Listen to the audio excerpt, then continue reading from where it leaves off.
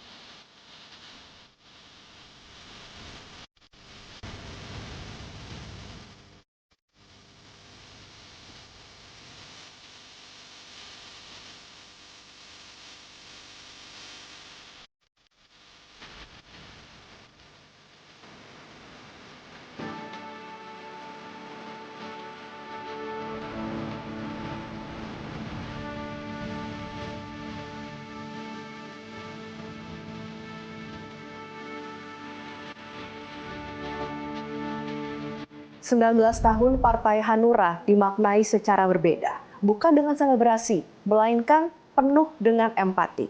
Partai Hanura memilih untuk hadir langsung bersama rakyat, bagaimana bisa membantu melalui aksi nyata dengan korban yang sedang terkena bencana.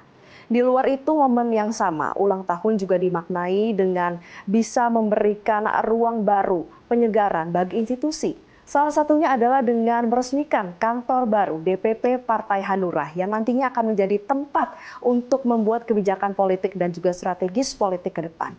Di luar momen internal, kita tahu bagaimana Partai Hanura bersama dengan Sekretaris Bersama Partai Non-Parlemen juga membuat gerakan-gerakan dan juga terobosan yang pastinya bisa menentukan arah demokrasi ke depan. Yang menjadi pertanyaan adalah bagaimana agar langkah empati ini bisa benar-benar diterima oleh rakyat dan pastinya seluruh langkah strategis kebijakan politik bisa selalu berpihak pada rakyat.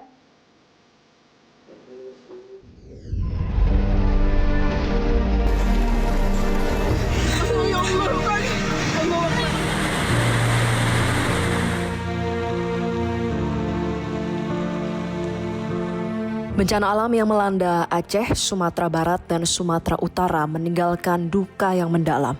Dalam sekejap kehidupan berubah dan banyak nyawa tidak dapat diselamatkan. Rumah-rumah hancur, fasilitas umum rusak, dan ribuan warga terdampak.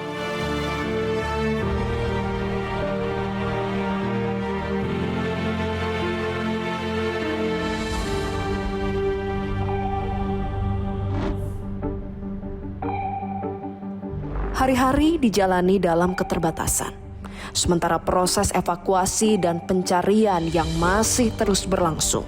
Petugas dan relawan hadir, bekerja dalam diam, menjaga asa di tengah kepiluan. Namun di tengah duka yang menyelimuti, kepedulian dan solidaritas tumbuh menjadi kekuatan.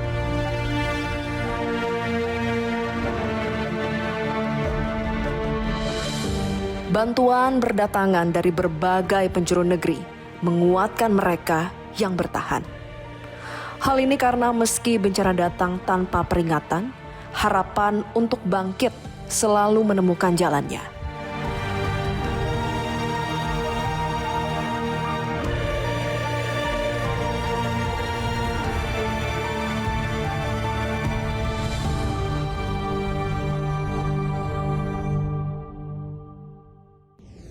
Semua partai politik memiliki narasi dan klaim keberpihakan pada rakyat, tapi tidak semuanya mampu menerjemahkannya menjadi kerja nyata.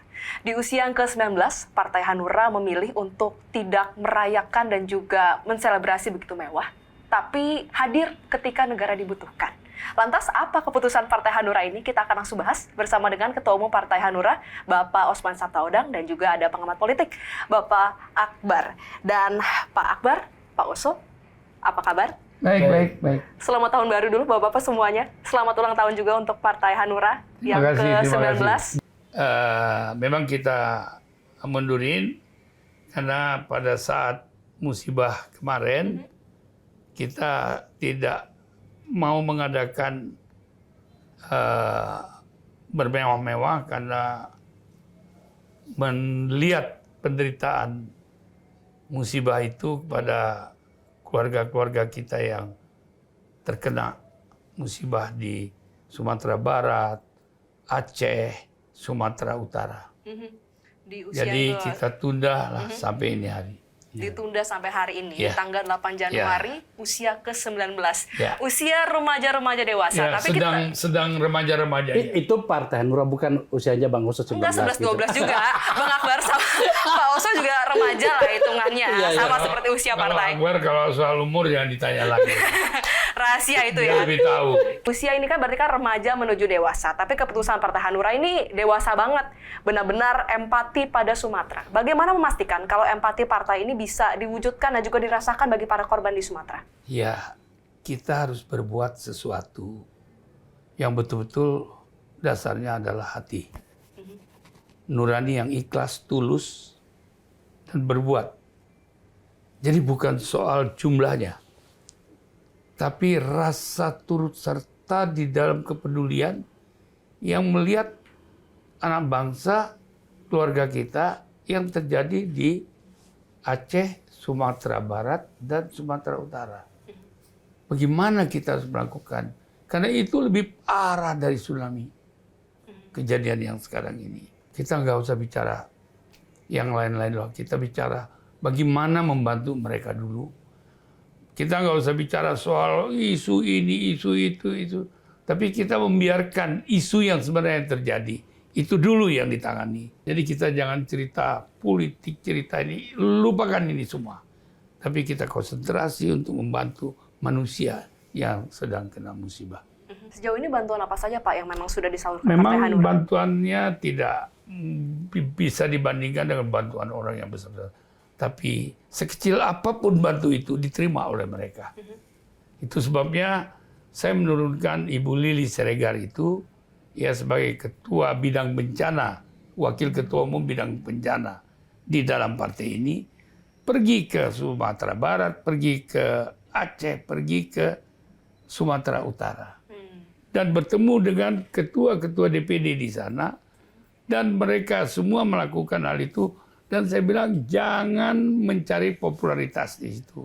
Bantuannya adalah bantuan murni untuk dapat bisa meringankan beban orang yang kita ketemui. Itu pertama. Pak Oso, ini kan tadi juga sudah disebutkan bagaimana jajaran dari pusat terjun langsung ke lapangan, ke Sumatera. Seberapa sih efektivitas dari pemantauan langsung dari pusat ini untuk bisa mempercepat proses pendistribusian bantuan? Memang ini nggak gampang ya, karena kondisi lapangannya memang berat.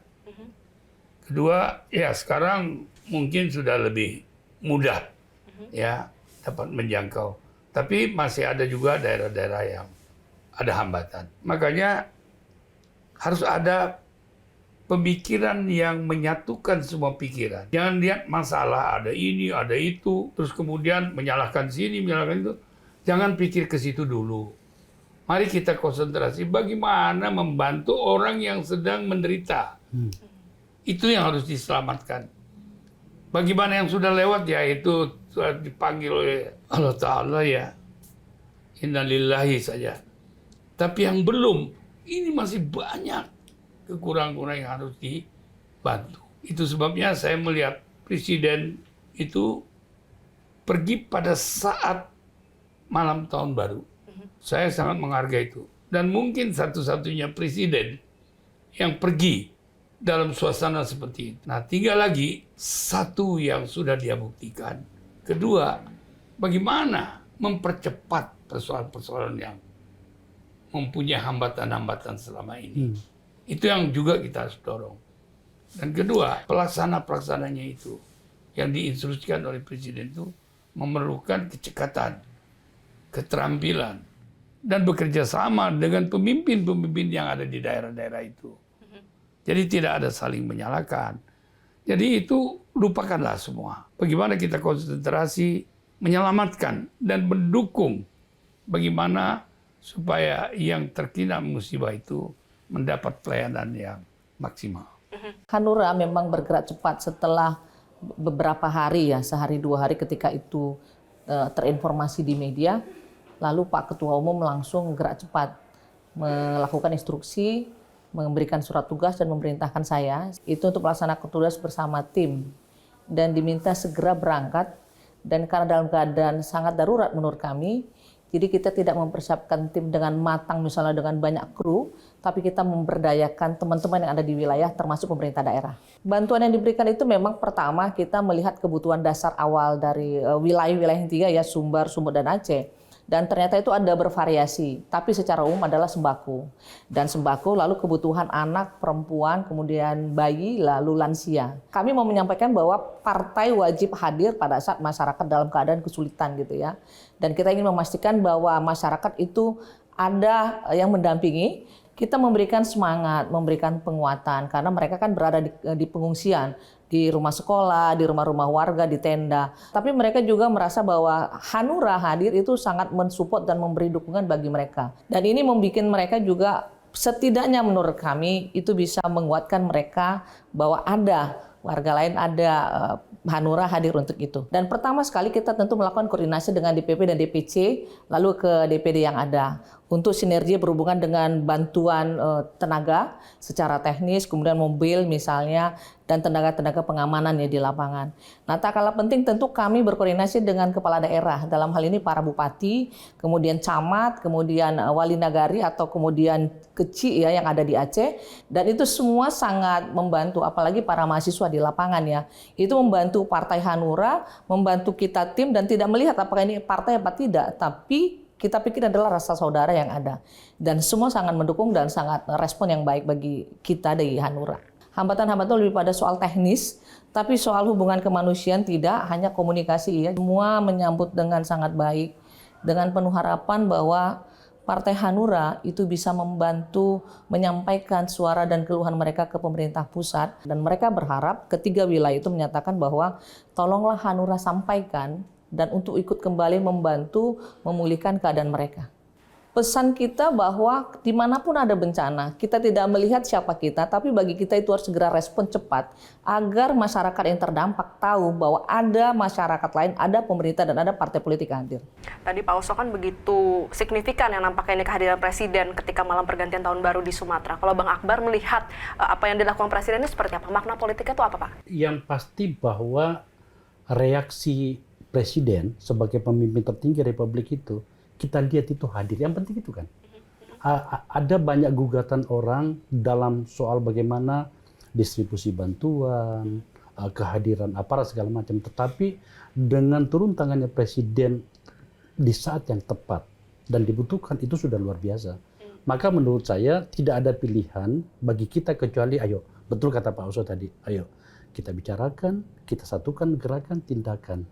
Jangan lagi ada pertengkaran-pertengkaran yang tidak perlu hanya untuk kepentingan elektabilitas misalnya. Jangan sekarang dong. Ini sekarang saatnya untuk membantu. Mungkin juga kita-kita yang sedang berbicara pada ruang publik ini atau bersikap itu juga harus mulai memikirkannya, karena memang betul-betul sangat dibutuhkan di sana. Saya sih berharap ya Mbak ya bahwa pemerintah, seluruh aparatnya Presiden, seluruh elemen kekuasaannya Presiden itu segera melakukan apa yang dibutuhkan. Dan partai-partai atau masyarakat politik seperti kami-kami ini, itu juga memberikan respon yang cukup untuk itu. Sudah ditunjukkan oleh Hanura. Nah, menurut saya ini yang kita butuhkan hari ini. Tapi sejauh ini Pak Oso, kalau melihat kinerja pemerintah pusat dan daerah dalam penanganan bencana, sudah puas atau masih kurang? Saya bukan orang yang harus menilai itu. Tapi keinginan semua pihak kelihatannya memang bersungguh-sungguh untuk melakukan hal bagaimana membantu. Cuman suasana, jarak, lantas kemudian persiapan, ini memang memerlukan waktu, memerlukan suatu sikap yang betul-betul konsisten. Sehingga apa yang diungkapkan itu tercapai sesuai dengan apa yang diinginkan oleh yang menerima bantuan itu sendiri. Saya kira kerjasama itu sudah dilakukan. Tapi bagaimana hasilnya itu yang menilai tentu pemerintah, bukan kita.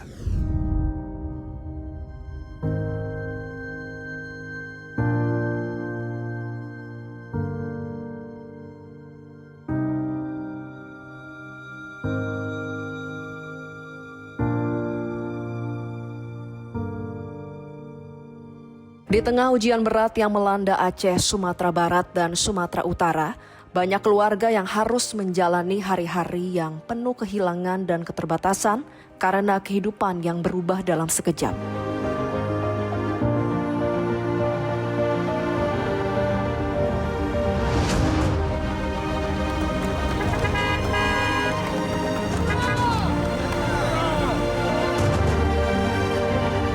Dalam situasi seperti inilah, kepedulian menjadi arti yang sesungguhnya. Partai Hanura bergerak cepat, hadir di tengah masyarakat, membawa bantuan dan dukungan bagi para korban bencana di 3 provinsi tersebut.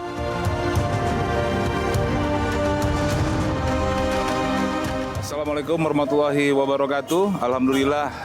Wasyukurillah hari ini kita dalam kegiatan agenda menjalankan keberangkatan rombongan dari Ibu Lili beserta dengan DPP dan juga perwakilan dari DPD dalam mendistribusikan bantuan dari Bapak Ketua Umum kita, Bapak Dr. Haji Osman Sabta selaku Ketua Umum Partai Hanura. Mudah-mudahan Ibu Lili dan teman-teman semua berangkat menuju lokasi bencana ini dalam keadaan sehat-sehat dan dimudahkan Allah Subhanahu wa taala, dan mudah-mudahan bantuan ini juga dapat terdistribusikan kepada korban-korban yang mengalami bencana di 5 kabupaten kota di Provinsi Sumatera Utara. Untuk itu kita ucapkan terima kasih juga kepada Bapak Ketua Umum. Semoga Bapak Ketua Umum kita tetap sehat-sehat, tetap semangat dalam membesarkan partai yang kita cintai ini. Terima kasih. Wassalamualaikum warahmatullahi wabarakatuh.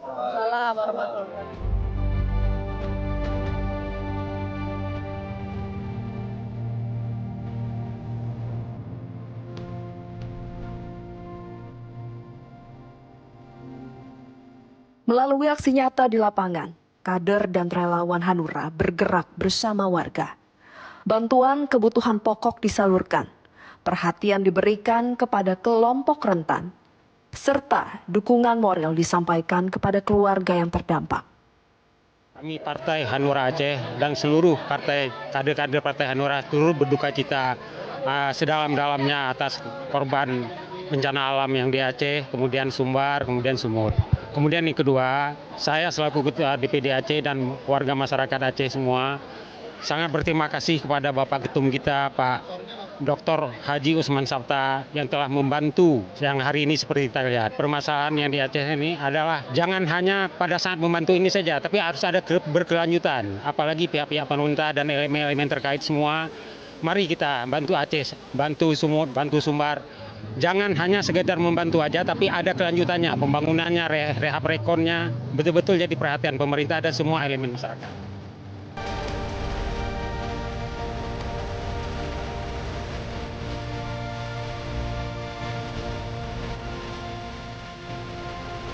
Kehadiran ini bukan sekadar bentuk empati, melainkan wujud komitmen untuk selalu berpihak kepada rakyat, terutama di saat mereka paling membutuhkan. Di tengah duka dan keterbatasan, semangat gotong royong terus menyala.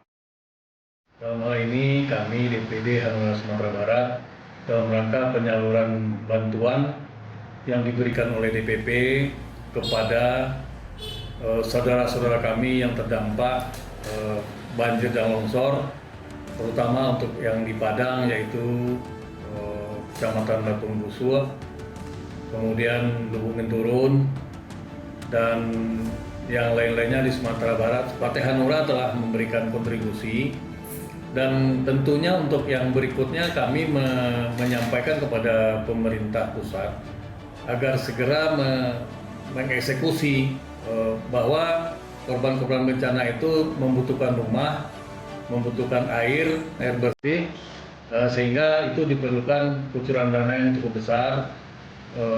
Oleh karena itu kami mendorong agar DPP juga menyampaikan kepada pemerintah pusat untuk dapat segera merealisasikan bantuan berikutnya untuk para korban terdampak bisa kembali memulai hidup normal.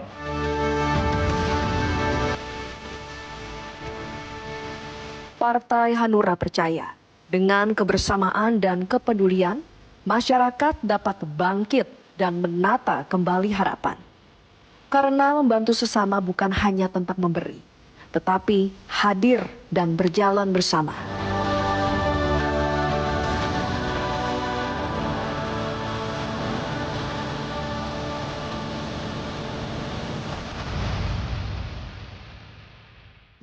Yang menjadi landasan dari Partai Hanura juga politik berbasis empati. Bagaimana Ya, Bapak bisa itu mengelaborasi hal tersebut? empati ini kan situasional. Ya, jadi kita harus melihat situasi yang sebenarnya yang terjadi. Jangan katanya. Kalau katanya ya nggak sampai ke katanya, kata kita sendiri gitu. Nah ini abstrak. Jadi udahlah, mari kita bersatu, kita fokus bagaimana menyelamatkan itu dulu. Jangan menceritakan hal-hal lain yang mengakibatkan, yang merugikan orang yang akan kita bantu itu sendiri. Iya, kita melihat bagaimana empati ditunjukkan, tapi masyarakat tinggal bodoh. Mereka melihat kalau misalnya ini tuh gimmick, ini pencitraan. Gimana Bang Akbar bisa mengembalikan kepercayaan publik dan juga memisahkan ini empati yang tulus dan ini pencitraan? Saya yakin ya Mbak ya, bahwa semua pihak yang melibatkan diri baik secara tugas maupun secara hati ya, di dalam penanganan bencana itu niatnya pasti mau membantu. Oke, tetapi dalam hal kita kan berbicara tadi peran pemerintah ya. Dalam hal peran pemerintah itu menurut saya ada, kalau boleh menyarankan kepada pemerintah dalam hal ini kepada Bapak Presiden, yang sekarang perlu diketatkan itu adalah konsolidasi dan koordinasi para pihak di dalamnya. Yang saya mau sampaikan begini, konsolidasinya. Kerja infrastruktur sudah dilakukan, tiba-tiba ternyata datang lagi. Maka koordinasi antara fisik dengan katakanlah BMKG itu harusnya itu sinkron dan dikoordinasikan. Dalam hal ini menurut saya di elemen presiden itu KSP, Kepala Staf Kepresidenan itu betul-betul harus mengkonsolidasikan itu agar kemudian tidak ada yang tertinggal dan tidak ada yang terlalu maju. Ini soal konsolidasi. Tujuannya adalah agar apa yang dilakukan itu betul-betul terasa pada saat yang sangat dibutuhkan itu. Di saat yang tepat ya. Saya rasa itu. Hal lainnya yang juga Bapak suarakan terkait dengan bencana Sumatera adalah pentingnya mitigasi supaya bencana tidak terulang kembali. Bagaimana mitigasi seharusnya dilakukan oleh pemerintah pusat ke depannya? Iya, itu saya bilang tadi. Kita tentu harus menyerahkan itu kepada pemerintah pusat. Dan konsep apa yang di pemerintah pusat yang harus kita serap. Bukan kita menciptakan konsep itu, terus kita seolah-olah orang yang hebat, terus kemudian ini banyak orang-orang yang hebat sekarang ini. Semua berargumentasi seolah-olah ada si A yang salah, si B. Saya bilang, lupakan itu dulu. Mari konsentrasi memperbaiki bagaimana kesulitan orang yang menderita ini kita tolong. Bagaimana membangun kembali fasilitas-fasilitas. Itu yang diutamakan. Jadi jangan bertengkar itu apa ya? Artinya pemerintah yang membuat formulasinya, biarkan partai mengikut di dalamnya. Bagus juga menurut saya. Musibah datang tanpa permisi. Ia hadir tiba-tiba, meninggalkan duka dan luka. Air meluap, tanah runtuh, dan ribuan warga kehilangan rasa aman.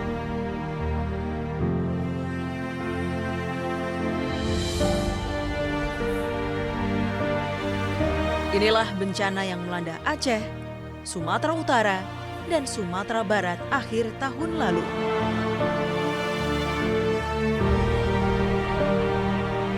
Ini adalah peringatan keras bahwa bumi sedang memberi alarm kepada manusia tentang lingkungan yang rapuh, tata kelola yang harus dibenahi, dan tentang tanggung jawab kita bersama sebagai bangsa. Di saat seperti ini, yang dibutuhkan rakyat bukan sekedar simpati, tapi kehadiran dan aksi nyata. Disinilah solidaritas nasional menemukan maknanya, melampaui sekat politik dan kepentingan elektoral. Karena bencana tidak mengenal partai, suku, atau pilihan politik. Yang diuji adalah nurani kita bersama.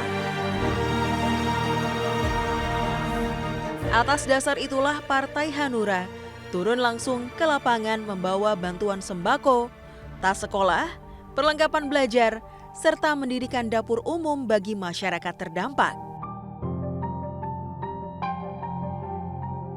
Dari musibah dan aksi nyata di lapangan, Partai Hanura meneguhkan arah perjuangan menuju 2026, yakni dengan memperkuat dan memberdayakan daerah sebagai kunci Indonesia yang makmur. Partai Hanura memilih jalan kerja untuk rakyat yang berpijak pada gagasan, sistem, dan solusi nyata. Namun kerja tersebut membutuhkan ruang yang layak agar orang-orang di dalamnya dapat menumbuhkan ide dan gagasan yang berpihak pada daerah dan menjawab persoalan rakyat. Oleh karena itu, Partai Hanura meresmikan gedung DPP Partai Hanura bukan sebagai simbol kemewahan, melainkan sebagai pusat kerja, pusat konsolidasi, dan dapur kebijakan partai.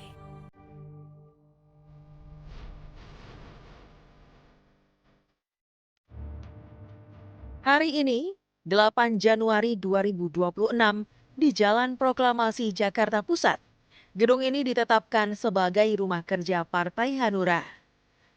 Disinilah para kader berkumpul, pikiran disatukan dan arah perjuangan dirumuskan secara matang dan terukur. Gedung ini menjadi penanda era baru Partai Hanura, sebagai partai yang bekerja dengan sistem serta menempatkan gagasan sebagai fondasi perjuangan. Di gedung ini, kebijakan yang berpihak pada daerah dan rakyat akan dirancang. Dan dari rumah inilah, Partai Hanura menyiapkan diri menghadapi dinamika politik dan pemilu 2029 dengan serius, rasional, dan bertanggung jawab. Karena sejatinya gedung ini hadir bukan untuk dipuja, tapi dipakai untuk bekerja, dan terus bekerja demi rakyat Indonesia. Peresmian gedung ini hanya ala sekedarnya aja. Anda kan tahu, tidak berlebihan, tidak juga mengada-ngada. Ini adalah tempat bekerja, tempat menyimpulkan satu rencana-rencana kerja jangka pendek dan jangka panjang. Dan di sini betul-betul gedung yang digunakan untuk bekerja. Harapan saya adalah penyampaian kepada setingkat daerah-daerah oleh pengurus, rumah kesekjenan, terus kemudian bidang sosial budaya, dan terutama masalah-masalah sosial ya, yang mengakibatkan seperti sekarang ini sedang kejadian yang di 3 provinsi itu tetap menjadi keperhatian kita. Dan kita harus turut bersama-sama pemerintah, bersama masyarakat, bersatu untuk bagaimana membantu mereka agar mereka dapat mempercepat kesulitan dan menghilangkan kesempatan-kesempatan yang menekan mereka pada saat sekarang ini, yang perlu segera dibantu, ditolong, bukan diperdebatkan. Sehingga dengan demikian kita dapat menolong bangsa kita, ya. Kalau nggak bisa dari jauh juga bisa, berikan doa lah supaya sampai gitu ya. Itu sebabnya saya perintahkan kepada orang, jangan cari nama, jangan cari popularitas, tapi cari diri Anda dan diri mereka menyatu, bagaimana Anda mengeluarkan keinginan untuk membantu secara tulus dan ikhlas, sehingga diterima oleh masyarakat masing-masing, baik Aceh, Sumatera Barat, dan Sumatera Utara. Oke, tadi kan salah satu yang memang dilakukan oleh Partai Hanura selain memang untuk membantu para pengungsi di Sumatera yang terkena musibah, juga meresmikan gedung baru, DPP kantor Partai Hanura. Apa makna dari peresmian kantor baru ini, Bapak, untuk melihat perjalanan 19 tahun Partai Hanura? Kantor ini adalah tempat kita bekerja. Tempat kita memikirkan konsep-konsep nasional daerah. Karena tagline kita berpihak kepada daerah. Bukan daerahisme. Itu bedanya. Jadi daerah makmur baru ada Indonesia makmur. Orang selalu bertanya apa daerah-daerah sudah makmur. Ya belum lah. Iya kan? Nah, karena nggak makmur itu, kita mempunyai tagline yang konsep yang betul-betul memperjuangkan kepentingan daerah. Otonomi daerah itu harus hidup. Orang daerah itu nggak perlu cari kerja ke tempat lain. Di tempatnya itu, waduh, di daerah kita, seluruh Indonesia daerah itu makmur sebetulnya. Potensi ekonominya luar biasa. Tapi kenapa semua orang berebut mau cari kerja di Jakarta? Mau cari kerja di Surabaya? Mau cari kerja di Bandung? Nanti mau cari kerja di Sulawesi? Padahal di semua daerah itu mempunyai potensi ekonomi yang luar biasa. Karena terus terang saja, daerah makmur baru ada Indonesia makmur. Itu yang saya selalu dengungkan. Kenapa? Lapangan kerja, sekolah, pendidikan. Itu di daerah-daerah itu kan tagline-nya dulu membangun pendidikan, membangun. Nah, tapi masih aja berebut mau sekolah di sini, mau sekolah di sini. Padahal di daerah itu punya sekolah yang harus priority. Gitu. Harus punya kelas. Jadi orang-orang tua itu nggak akan ngirim anaknya sekolah. Di daerahnya dia cukup gitu. Karena pekerjaan, lapangan kerja cukup. Jadi ini yang nggak pernah didengungkan lagi. Bukan nggak pernah didengungkan ya. Pemerintah mempunyai konsep dengan kemasyarakatan yang tidak punya kepekaan. Daerah tidak punya kelompok yang membangun sistem bagaimana membangun otonomi daerah dan pendidikan daerah dan segalanya ini. Ini yang harus dikembangkan. Ini yang harus dihayati betul sehingga orang tidak khawatir punya anak, tidak khawatir harus mengirim kemana. Di daerahnya sendiri semuanya cukup. Dan sekarang sudah mulai dikembangkan itu. Dari mulai SD. Nah ini yang saya harap. Kedaerahan itu ada munculnya dari situ. Siapapun yang melakukan, partai apapun melakukan, silakan aja. Pemerintah yang melakukan, silakan aja, nggak apa-apa. Yang penting saya mendorong untuk itu. Gitu. Kalau dari Partai Hanura sendiri, langkah apa yang nanti akan dikerjakan? Karena kan Partai Hanura juga mengedepankan sebagai partai kerja ya. Langkah apa, kerja apa yang akan dilakukan? Langkahnya itu kan adalah konsepsional yang berukuran kedaerahan. Tapi bukan daerahisme. Ya kan? Saya sendiri, orang tua saya dari Sulawesi Selatan, ibu saya dari Sumatera Barat, saya lahir di Kalimantan Barat. Saya berasal dari Kayung Utara, dulu Sukadana. Saya bangga dengan daerah saya itu. Bukan dari daerah ibu saya, bapak saya. Tapi sebagai anak turunan, saya nggak bisa melepas. Bapak saya dari mana, ibu saya dari mana. Itu sebabnya saya diangkat di Sulawesi Selatan sebagai warga KKSS. Kehormatan. Ya, lantas kehormatan lagi di situ. Lantas saya diangkat sebagai ketua Gebuminang.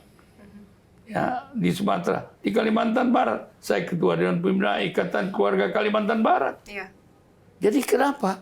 Saya merasa apa yang bisa lakukan kepada kewajiban-kewajiban sebagai anak turunan itu biasa saja. Jadi nggak merasa itu bahwa ada kehebatan di sini enggak. Nah, itu yang saya harapkan. Kita harus konsentrasi membangun setiap daerah yang kita kembangkan itu sehingga dapat membantu masyarakat di daerah itu sendiri. Bang Akbar, bagaimana Anda melihat ide yang diutarakan Pak Oso, kedaerahan ini harus menjadi fokus utama? Itu bukan hal yang sulit dilakukan. Bagi saya pribadi, untuk menerjemahkan apa yang disampaikan oleh Ketua Umum Partai Hanura tadi itu bukan sesuatu yang berlebihan. Ada cantolan algoritmanya. Sistem saya. Saya belum tunjukin ke Bang Osa, karena belum ditanya. Jadi saya simpan-simpan aja dulu. Ditanya nggak Pak Oso habis ini? Itu tadi saya mau sampaikan. Jadi menurut saya sebenarnya, Valeri, kalau Anda bertanya, sebenarnya kan Anda ingin bertanya, bagaimana masa depan partai ini? Setidaknya untuk pemilu 2029. Selain soal kerja-kerja sosial dan kemanusiaan yang sudah kita bicarakan pada bagian awal, saya kebetulan bisa mengidentifikasi itu dengan baik. Karena saya punya sistemnya. Maka ini hanya soal waktu saja.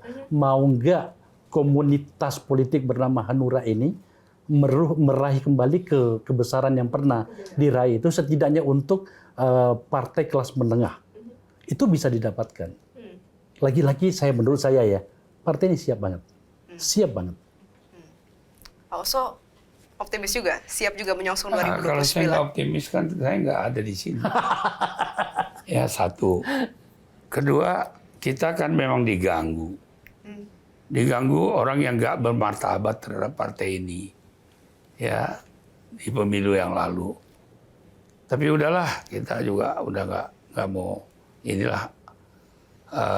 Nanti kalau saya bongkar katanya saya marah.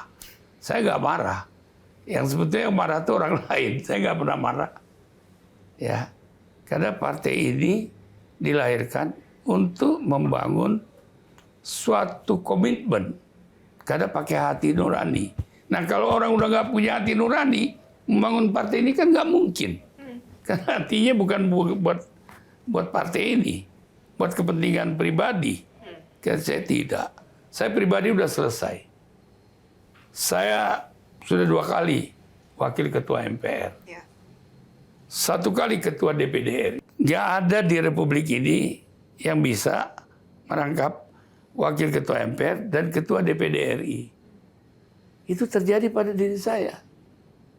Dan itu nggak boleh. Tapi nggak ada yang ribut. Artinya apa? Artinya mungkin dia tahu bahwa saya nggak melakukan apa-apa. Nggak akan melakukan kesalahan-kesalahan. Dan alhamdulillah selesainya juga dengan baik. Jadi itu salah satu trik record saya kenapa saya ada di sini. Karena saya cinta. Saya awalnya di politik adalah utusan daerah. Utusan daerah. Dari sejak awal tahun 99-2004 itu saya di utusan daerah. Sampai sekarang pun saya berpikir tentang daerah. Dari daerah ke daerah ya Pak? Dari daerah ke daerah. Kenapa?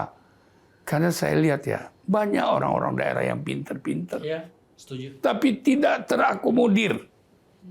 Banyak orang-orang daerah yang hebat. Tapi begitu masuk dalam sistem, tidak terakomodir itu orang daerah. Kasihan. Padahal mereka kan anak bangsa juga.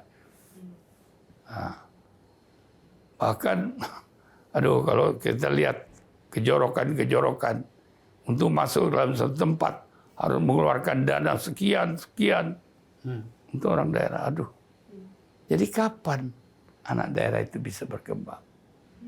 Dan ini bahaya untuk bangsa ini. Nah itulah kita mengambil porsi itu. Porsi yang betul-betul untuk mencari keadilan dan menekankan agar betul-betul orang daerah bisa bermanfaat di daerah atau di daerah orang lain. Begitu. Di tengah dinamika demokrasi Indonesia, Partai Hanura semakin solid dan siap menghadapi pemilu 2029. Salah satunya dengan membentuk sekretariat bersama, Gerakan Kedaulatan Suara Rakyat Bersama, sejumlah partai non-parlemen yang resmi dibentuk pada 24 September 2025. Partai tersebut adalah Partai Bulan Bintang, Partai Buruh, Perindo, PKN, Partai Prima, Partai Persatuan Pembangunan, Partai Berkarya, Partai Hanura, dan Partai Umat. Sekretariat bersama Gerakan Kedaulatan Suara Rakyat hadir untuk memperjuangkan demokrasi yang lebih terbuka, adil, dan setara. Bahwa setiap suara memiliki nilai yang sama, dan setiap warga berhak menentukan arah kepemimpinan bangsa tanpa hambatan sistemik. Melalui dialog, konsolidasi, gagasan, dan gerakan bersama, Sekber Gerakan Kedaulatan Suara Rakyat mendorong reformasi sistem politik demi memperkuat demokrasi Indonesia. Karena demokrasi yang sehat hanya bisa tumbuh ketika suara rakyat benar-benar berdaulat.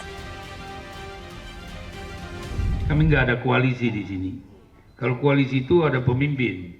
Ini nggak ada. Yang ada semua pemimpin. Tentunya kita mau membangun dan turut membangun bangsa ini bersama-sama. saya ingin mempertegas, jangan ada isu seolah-olah kami ini tidak mendukung pemerintah. Keliru. Kami semua yang hadir ini mendukung konstitusi, mendukung pemerintah kepemimpinan Pak Prabowo.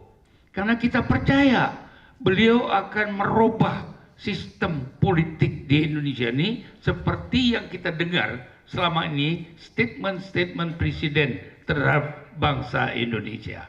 Jadi apa yang diucapkan oleh beliau itu didengar oleh semua bangsa Indonesia, bahkan internasional. Kekuasaan ini dapat adil, dapat mensejahterakan rakyat kalau bisa menyatukan semua elemen. Nah ini yang diharapkan oleh Prabowo. Ya, sesuai ya. Ya, Prabowo menginginkan semua elemen ini menjadi satu dan membangun satu pemikiran. Sekarang pertanyaannya, sudahkah itu kita lakukan? Memang belum. Belum ada kesepakatan di kesana sini. Gitu. Nah ini sebabnya saya bilang harus kita loyal kepada konstitusi. Beliau kebetulan yang terpilih secara konstitusi. Mau apa lagi? Saya dulu beda, saya nggak milih dia dulu. Saya milih yang lain. Tapi begitu dia sudah jadi, saya juga dulu nggak milih presiden yang lalu, ya kan? Saya juga ada milih yang lalu, ada yang menang, ada yang kalah. Tapi begitu siapapun presiden yang menang, saya loyal kepada presiden yang menang. Karena dia di legalitas. Keliru saya kalau saya nggak suka sama dia karena saya kalah, saya nggak milih dia. Oh, nggak bisa begitu. Anak bangsa yang kebangsaannya lantas nasionalismenya tinggi, nggak boleh begitu. Terakhir, mungkin apa pesan-pesan yang ingin disampaikan kepada seluruh kader Partai Hanura di 19 tahun ini dan juga bagaimana Pak Oso melihat harapan untuk kepemimpinan Presiden Prabowo ke depan? Saya mengharapkan Presiden Prabowo ini betul-betul bisa mendengar jeritan-jeritan dari daerah. Dan dia kebetulan suka pergi ke daerah-daerah. Dan setiap daerah itu banyak masalah yang diungkapkan kepada dia. Dan pekerjaan yang harus dia selesaikan banyak. Banyak sekali. Dan ini nggak gampang. Ya, ini memerlukan waktu. Memerlukan waktu. Sisa 4 tahun cukup? Waduh, kalau 4 tahun menyelesaikan masalah ini sulit ya. Ya, kalau saya bilang nggak cukup dengan 4 tahun itu.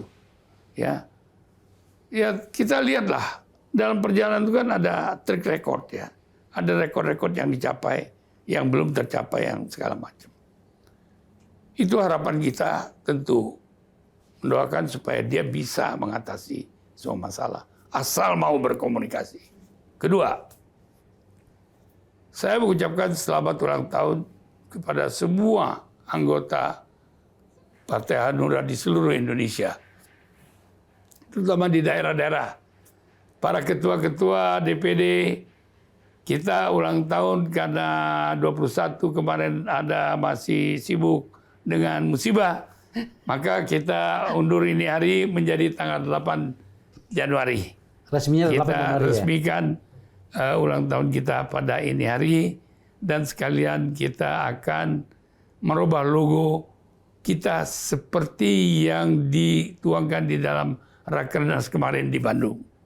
Insya Allah logonya nanti akan kita tampilkan sebentar ya. Terima kasih. Baik, kita doakan yang terbaik ya untuk Partai Hanura. Semoga memang seluruh usulan pemikiran ini ada komunikasi dua arah ya, direspon baik juga oleh siapapun yang sedang menjabat menjadi pemangku kepentingan.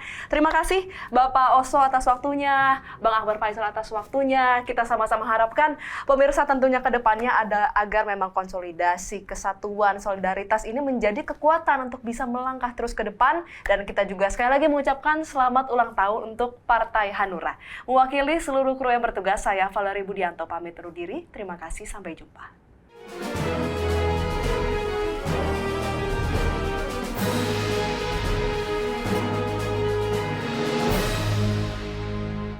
Dipersembahkan oleh